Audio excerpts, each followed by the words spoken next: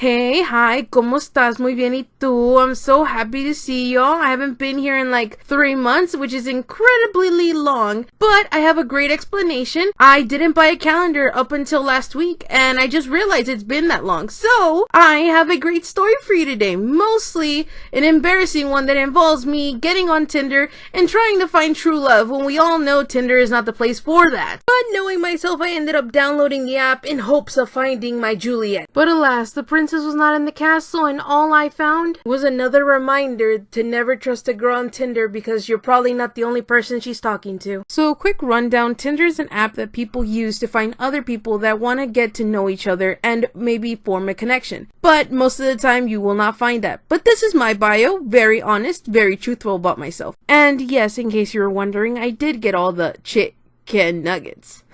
No one asked. Hey, go away, you stupid voices in my head! Anyways, on to the story. The year was 2017, and I had met this girl. We'll just call her Karen. Quite honestly, I don't remember the bio, but I have a recollection that it involves something about trying to find true love, which honestly don't understand why she matched with me. I was talking about food. But there was just something off-putting about her because that same day that we matched, she was already trying to call me on the phone and have a conversation with me, which was fine. I know how to keep that going, but that same day, she already wanted to meet up as well. Me and my friends are going to be at the bar. You should be there. If not, you're totally missing out. It's the perfect time for you to meet me. Now, as I'm recording this video, I've actually never been to a bar, and I have no intention on doing it. So, I'm pretty sure you can just guess that I didn't go.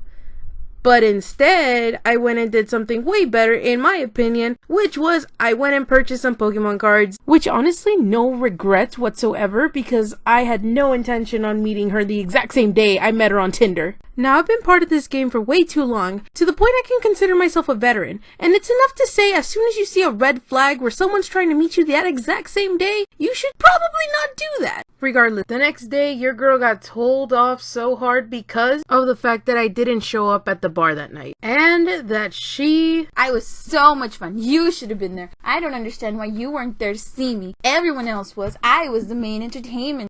All these girls were coming up to me, wanting my number, wanting to talk, and I was just there waiting for you and you never showed up. I know you're just playing hard to get, but you can just keep playing this game. What? No, that's not what I was thinking whatsoever. I just had other stuff to do, like buy the cards. I really needed them that day. She absolutely did not like that answer. In my head, I thought it was pretty funny. In her head, I'm pretty sure she was massacring me 16,000 times until she finally felt like she got it right. And without even hesitation, she immediately started telling me off about being too immature for her and that she needs I need an actual adult. One who's willing to take me seriously and commit to something that's real and even maybe think about marriage. I was so high-key offended at the fact that she was literally telling me off because I chose to go shopping for cards instead of going and grinding on her on a bar. From the beginning, she should have seen something like this coming, considering my bio was talking about chicken nuggets. Not only that, I was 22 and hungry, and she was 23 looking to tear down a 22-year-old for liking Pokemon cards. And right before I even got the chance to defend myself, in that exact moment,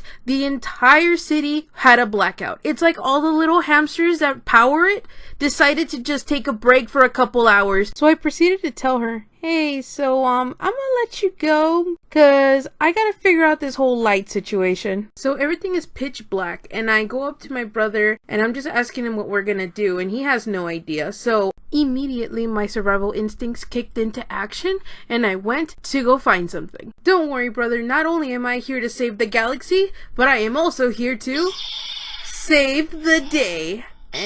So he didn't really think my idea was very helpful, so he said that we should just go to the next town over and go to Walmart! So once I get to the Walmart, she started texting me saying that we should meet up. I'm about 45 minutes away, and I agreed. This was a really bad decision. And the reason why is because I didn't see the obvious red flags that I should have already seen. As soon as she gets there, my brother points out the fact that this girl has paper plates. Now, paper plates look like this. They're very basic and you're supposed to just have them for a certain amount of time and then you're supposed to get the real plates. But everyone knows that if you see these type of plates, it basically means this. As you can see, I drew a red circle, but this needs to be really emphasized. Seeing these plates means don't get in the car. car. But guess who got in the car? So I got in the car, and the first thing I talked about with her was the fact that I saved the day and I went and got my lightsaber, but my brother wasn't very appreciative of the idea of busting him out. Anyways, we went to a park and I was trying to have a conversation with her, but she just didn't really seem that into the idea of talking. And out of nowhere,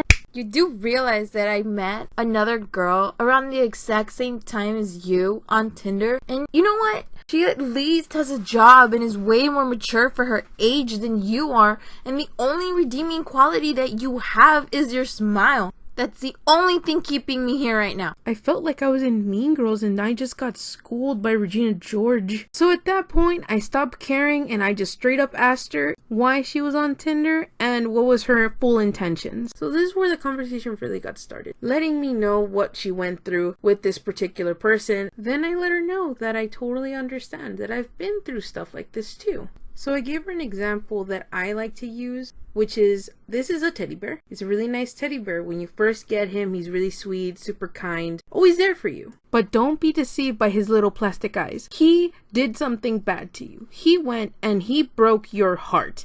And that was not right of him. He is a bad bear trying to be a wannabe Sour Patch Kid. And this bear is supposed to represent every single ex that has ever hurt any other girl or guy, regardless. You should never take him back. Especially if they're trying to win you over with some cheap form of affection. You can't just stick a flower in his hand and expect everything to go away. Oh my god, that's my favorite flower. How did he know? No, you're missing the entire point of my analogy. The idea behind it is you can't just go back and change your mind and pretend there's a band-aid on top of your heart and act as if everything they had done never happened. Why not? Because they're the type of bear that would end up showing up in the front of your lawn with some chocolate. Oh my god, I love chocolate. That's not the point! You're not supposed to take them back! Why not? Oh my god, this conversation has really opened my eyes. It wasn't supposed to. You're right. It's amazing. I do love them. No, I do belong with them. I don't We think you can do. work it out. No. There's nothing we can't overcome. you're not- I love them. We can fix it. No, now you're- let's go home. No, you're not paying attention to my terminology whatsoever. You're right. Get in the car. I need to go find my bear. The bear was a metaphor. So we go back to the car and I ask her a very important question that I really wanted to know, which was, so, want to still be friends? Yeah, totally. It kind of sounds like I'm being friend zoned. No, we can totally hang out. I don't think we're going to be friends after this. No, yeah, I'll text you. Spoiler alert, she didn't call me back. But that's not the point on why I'm jumping back into this. I wanted to mention there was one specific phone call that we had that she would tell me she wanted me to go drive to her, which I only have a vehicle with no insurance. Give me a like if you can relate to that. Why does life have to be so expensive? Anyways, the conversation kind of sounded like, Why are you coming up with so many excuses? Who cares if you don't have insurance? It's not like a cop is just waiting there to stop you. You need to stop being such a baby and just grow up and come see me already. A few moments later. this chick, after giving me so much pain about going to see her, went and got stopped by the police. Karma. So the cop walks up to the car and immediately her face looks like she just shoplifted off a store, but was pretending like she didn't have a piece of meat in her purse. Anyways, the cop told her that she needed to have her paper plates mantled down to the car and not flapping, because then he can't see them. Oh my god, really? I had no clue. So the cop ends up asking for her license and registration, and that's where things got a little twisted for her. Oh yes, my license and my insurance. Yes, officer, I have them right here. So the cop left with her information, but then out of nowhere she just started praying. So I asked her, hey, are you okay? Like, what else is going on? I would really appreciate it if you could just stay quiet for a minute. I am so tired of you and I'm trying to figure things out. Just shut up! So I'm trying to keep it PG, but I basically got told off. What I want to acknowledge is the fact that I got yelled at because she was in the middle of praying for something she should have just owned up to. It's not like the holiest of all gods realized what was happening and said, oh no, my homegirl is in trouble. I wonder what I should do now. Oh, maybe I could send a fairy out Baron to go and help her. Oh, yes, that's what I will do. I will send one so he can change every word on the ticket so that way she doesn't get in trouble. Beepity boppity, and now the license plate is real and I pay for the insurance something to go well when you yourself put yourself in that situation. And look, I'm not saying that it's a bad thing to pray. If you believe in something, by all means, that's you. I'm not going to be the one to go and disrespect that. Like, my best friend believes in Magikarp, and one day he's going to go smite everyone and fall from the sky by using Splash. And if you're a non-believer, you'll never get a good parking spot at Walmart. Just saying, that's her religion. I don't knock it, I respect it. And it's the same thing with her. But the fact that she thought she can just do this, everything will go away, when it's not someone else's responsibility for something you should have been doing in the first place. So whether it's the holiest being in the sky or your mom that tried to remind you that you really need to get insurance on the car, just accept responsibility. That's why in the beginning of this video, I mentioned very clearly, I didn't want to drive, I don't have insurance. But she blatantly made fun of me, called me a child, and then proceeded to do the exact same thing, and ended up resulting in what I feared would happen to me. This is a great example of karma. Anyways, the officer comes back and informs her that the license plate papers that she has are completely fake. Her expired license isn't gonna cut it. And on top of that, her insurance is expired. Officer, I had no idea that the plates were fake. My mom recently bought it from some guy, and that's how it came. And as for the registration, I just really never got to it. And about my license, I didn't even know those could expire. How was I supposed to know? Wait a second. You mean to tell him that you didn't know that your license eventually expires? Now, I did a fake license of hers. Granted, probably not the exact same numbers or the exact state, but I digress. The whole point I'm trying to make here is that there is one specific thing that a license, actually every license, has, and that is called an expiration date. I'm pretty sure the cop knew that she knew this too, but she still used it as an excuse as if it was gonna help her. But hey, I'd be pretty nervous too if I had all the violations that she just did. So, let's just go back to the story now. But now that I know, I promise I'll fix it right away. The insurance is just a mystery. That should have been getting paid automatically out of my check, but that would explain why I have a little extra money every month. That I clearly have not been using it selfishly. I've been giving it to the church and the needy and the homeless. You can kind of get the picture here. She was making 110 excuses on why everything wasn't her fault, which was a downfall on her. As you can see from his facial expressions, mostly because I didn't edit any other ones because I'm kind of lazy, he wasn't buying anything she was saying, with good reason. But then he informed her that he's gonna have to tow the car because she technically doesn't have a license, it shouldn't be on the road, and he's not obligated to give us a ride home and for us to find a way out of here. What? No, you can't do that. What are we supposed to do? How are you just gonna leave us all stranded here?